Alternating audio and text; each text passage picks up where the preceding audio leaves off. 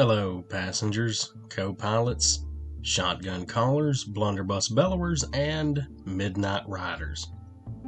Welcome to another episode of Full Moon Empty Road. As always, I'm Jeremy, and I'll be your driver tonight. Hope everybody had a great week, and I hope you're ready for another road trip. Saddle up for a long ride tonight. We're going all over the place to visit some of America's haunted highways. So get in, buckle up, grab the rock salt, grab some snacks, and let's ride. We have work to do. I do want to say before we get into this, thank you for being patient. This one actually took me a couple of weeks to write. I'm not going to say it had a lot of information. It was just a lot of digging for some of the better ones, the better stories and whatnot. So let's get to it. And again, thank you for being patient. Our first stop brings us to a road clearly somewhat named after me. Jeremy Swamp Road in Southbury, Connecticut. According to the website popsugar.com and hauntingsaroundamerica.com, Jeremy Swamp Road is known for unexplained disappearances.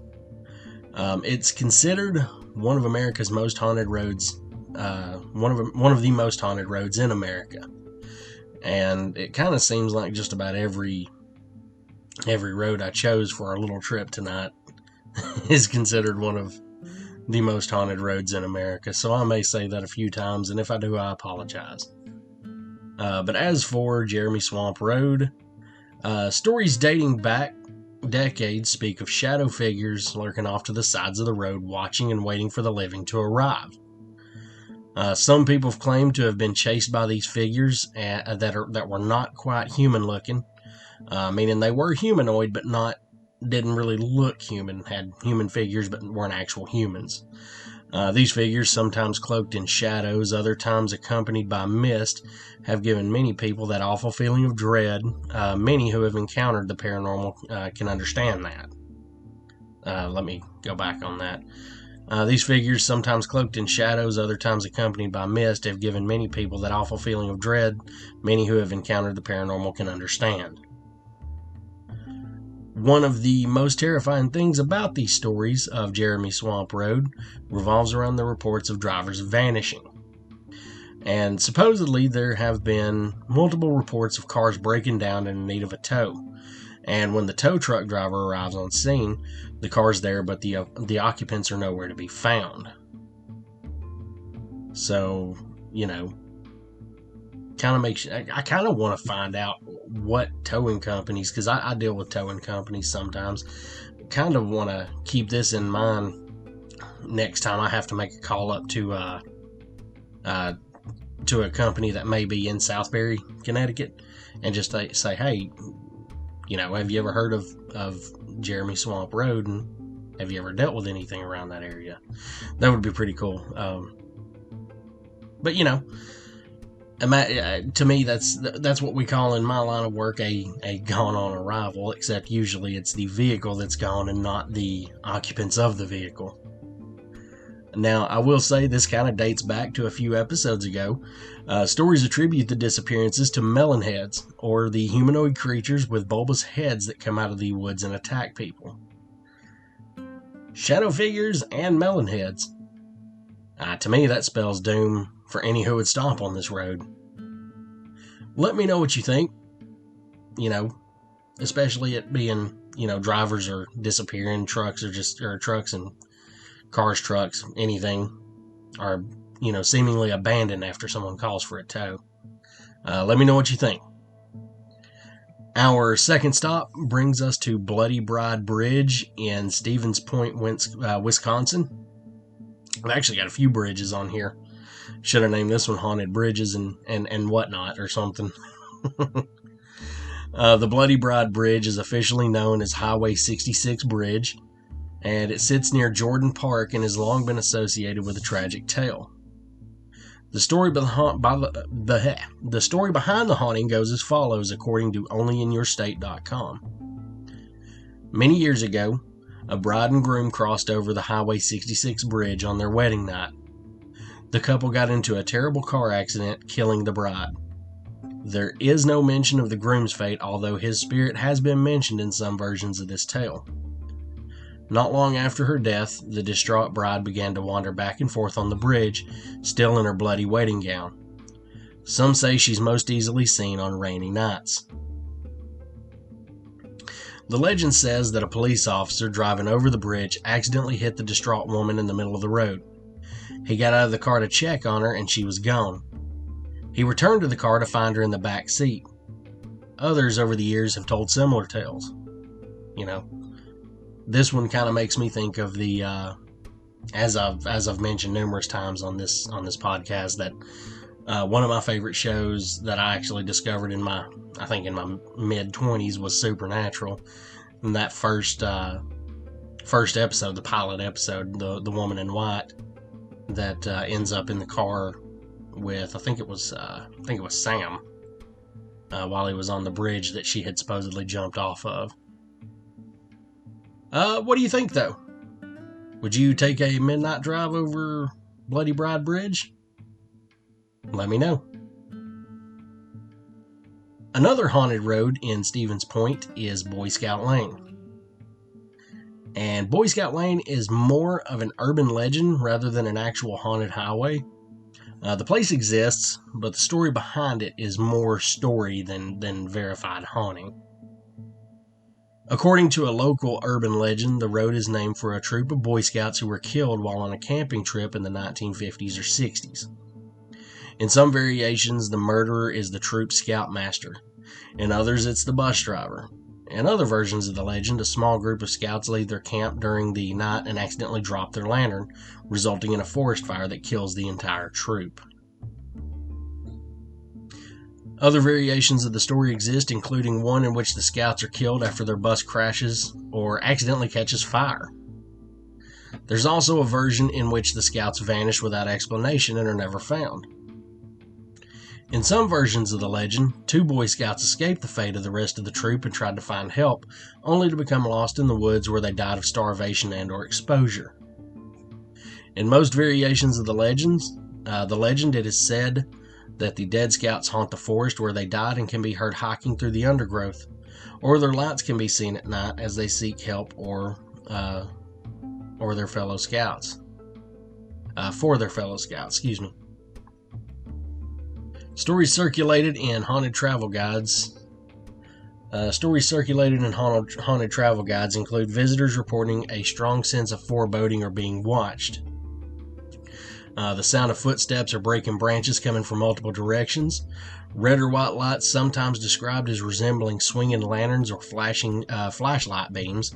Ghostly buses or figures, and childlike handprints on cars stopped in or driven through the area.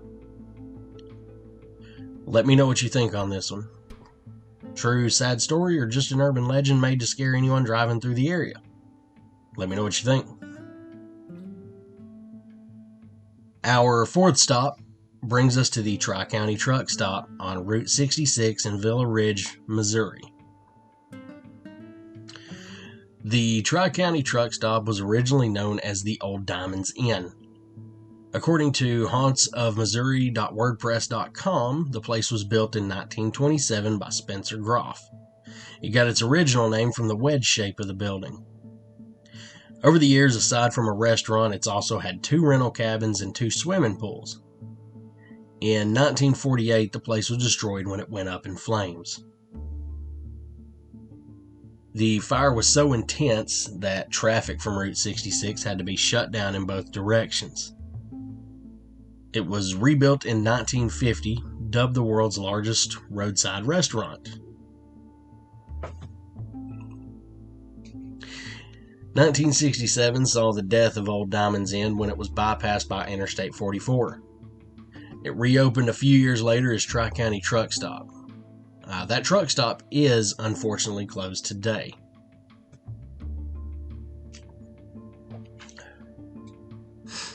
As far as hauntings go, staff have reported feeling tapped on the shoulder, but finding no one there when they turn around. And this seems to happen whenever someone's using the bathroom. I've got to assume that's the men's room. I don't know. Unless, maybe a woman sitting facing the tank while she's using the toilet and gets tapped on the shoulder. I think that would be more creepy than some dude standing in the urinal and getting tapped on the shoulder. Honestly, either one would be creepy. I wouldn't want, to deal with either of that. Children have described being panic-stricken from seeing a blood monster on the staircase. Others have reported seeing coffee pots being thrown when no one is around them. Growling and slamming noises are also present. Misty apparitions and the ghost of a man in khakis and a flannel shirt has been seen. It's no wonder this is considered one of the 10 most haunted locations in Missouri. What do you think? You think this is a haunted inn turned truck stop, or just a legend to pass off to people that are passing through the area? Which the place is closed now, as far as I understand. So I guess technically these days it's not really something that you can say, oh well, it's just ghost stories for people passing through. But let me know what you think. Our fifth and final destination brings us to Latona, Texas, to the Goatman's Bridge. Also known as Old Alton Bridge, it is a historic iron truss bridge connecting the Texas cities of Denton and Copper Canyon. Built in 1844 by the King Iron Bridge Manufacturing Company, it originally carried horses and later automobiles over Hickory Creek at a location that was once a popular ford for crossing cattle. The bridge takes its name from the abandoned community of Alton, which between 1850 and 1856 was the seat of Denton County. The heavily traveled Old Alton Bridge remained in constant use until 2001, when vehicle traffic was moved to an adjacent concrete and steel bridge. Prior to the new bridge, it was necessary for motorists to signal with a car horn before crossing the single-lane span. The new bridge straightened out a sharp curve on both sides of the creek and provided additional travel lanes. With vehicle traffic removed, the bridge became an important link connecting the Elm Fork and Pilot Knoll hiking and equestrian trails. Today it is a popular location for nature enthusiasts and photographers. Old Alton Bridge was included in the National Register of Historic Places on July 8, 1988. Locally, the bridge is known as Goatman's Bridge, as it is said to be haunted by a half-man, half-goat figure called the Goatman.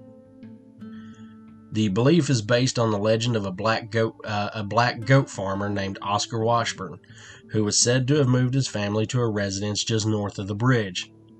A few years later, Washburn, having become known as a dependable and honest businessman and dubbed the Goatman by locals, displayed a sign on Alton Bridge reading, "This way to the Goatman."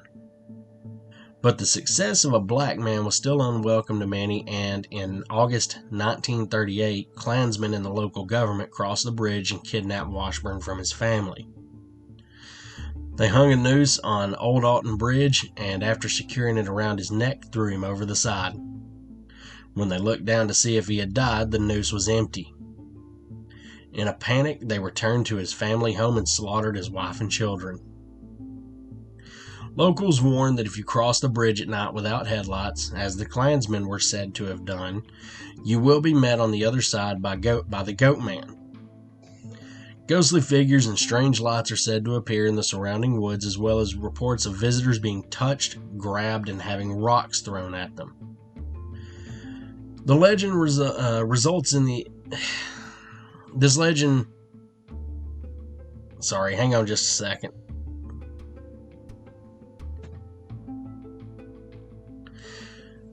This legend resulted in the area around Old Alton Bridge being popular among paranormal investigators.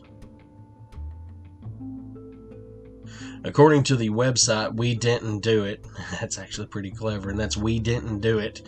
We, and then the town name Denton, do it. There are a few different stories to this legend. They were counted as follows. Local legend says if you knock on the steel bridge 3 times at midnight, or perhaps turn off your car lights and honk 3 times in summons, then you dare a visitation from the vengeful goat man that's preceded by a stench of decaying flesh. Numerous reports tell of unholy glowing eyes that burn red from the darkness, eerie glimpses of a large snarling goat-headed man-beast stomping in the wooded shadows, or a frightening apparition of a maniacal satyr carrying the heads of goats or humans in his hands. The terrifying encounters and reported vanishings have been so frequent as to warrant numerous investigations by paranormal groups. But like I said, there's more than one version that attempts an explanation for a century of recurring frights and sights encountered at the bridge. Some attribute it to the work of Satanists who opened a portal for a hell-spawned demon, while others say the goatman's wife is eternally searching for her murdered children. There is also another variation that predates the bridge itself, and an account that may go back as far as the 1860s. Texas Troubles, some Copper Canyon cowboys lynched a Creole slave goat herder named Jack Kendall from a tall creekside tree near where the bridge now stands, but ineptitude separated the runaway slave's head from his body. The slavers then watched in horror as the headless body raised itself from the creek bed mud, animated by voodoo, and ripped off the head of a nearby goat to replace his own, still dangling in the noose. Regardless of which origin story gets told, old-timers warn that knocking 3 times on the trusses of the bridge is an invitation to judgment, since the ghastly goat man only spirits away those with the bloodlines of clansmen or slave owners into the woods for his terrible revenge. What do you think? Reach out to me and let me know. I actually would always be more than happy to hear from y'all and let me know what y'all think on any of these little stories we go over today, or any other time, really, any of the episodes. So that is 5 haunted highways in America. But since you guys were so patient on this, I have a bonus location. So, since I wasn't able to give you an episode last weekend, we're going to make one extra stop. We're headed to Bloods Point Road in Flora Township, Illinois. The road is located in Boone County between Fairdale and Pearl Road. According to the website onlyinyourstate.com and dangerousroads.com, there are many unexplained sightings on the road, from vintage cars to regular spirits. But one spirit, Bola, has caused all sorts of malaise. The legend of Bola is that she hanged her children and then herself from the Bloods Point Bridge. She walks around in a decomposing, disgusting state. Those who say they've seen her have reported getting physically ill at the sight of her, but at the same time, they've been bewitched somehow and could not stop looking at her. Along this road is the Bloods Point Cemetery, founded in 1836. It is allegedly the site of many ghost sightings and hellhound sightings. All of this is so incredible that paranormal investigators have formed the Bloods Point Restoration Project. Traces of murders, accidents, suicides, and yes, even witchcraft can still be felt in this eerie haunted road. If one travels on this road toward the cemetery, he'll notice a bridge just above the train tracks. Once a school bus filled with children flew off the bridge, killing all the passengers a long time ago. Today, if a car is put in neutral on this spot, it will be mysteriously pushed across the bridge. There's also a traffic light in the area that seems to change locations. In the cemetery, many have seen a ghost and heard whistling. Now, one of the worst events in the area was a family that was murdered. There's also a story of a child getting hit by a train. Unfortunately, I could not find the story of the murdered family, and maybe I'll look that up and do that one day, kind of as a stories from the road kind of thing. But Yeah, so I couldn't really find that story, which I didn't look too hard. This was just kind of an extra little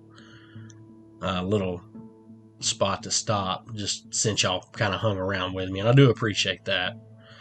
I will say Blood's Point had quite the haunted and bloody history.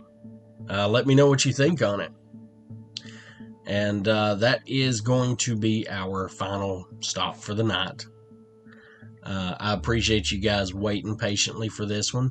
I've actually been looking forward to writing this one for a while, and just, I guess, turns out there's a lot of places to choose from, so it kind of took me a little bit to decide on which five. Well, there were really 5 of them that I wanted to choose from, but I did like the Blood's Point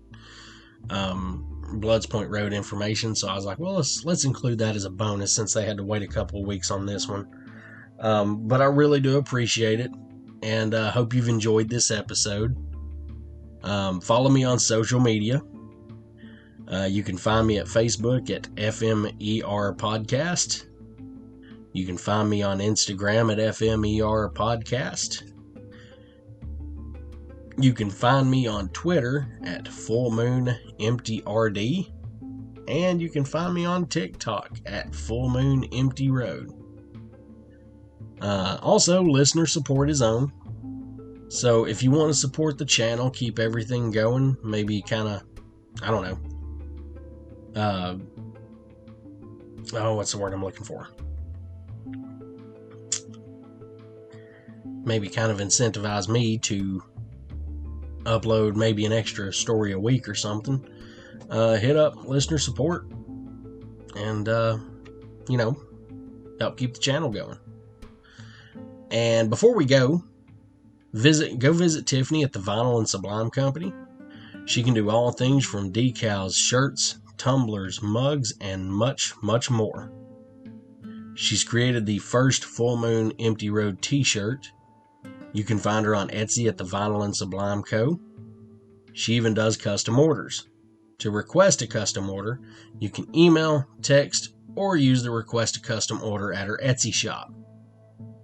Drop her a line at thevinylandsublimeco@gmail.com or shoot a text to 706-913-7837 to get started on your custom order today.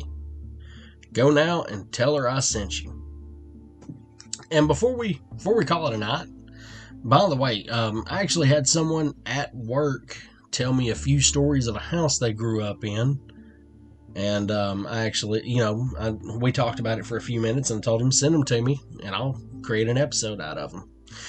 And here in the last few weeks, I had mentioned in one of the episodes, I don't even remember which one it was, about doing a mailbag episode. If y'all got any haunted stories to tell, drop me a line.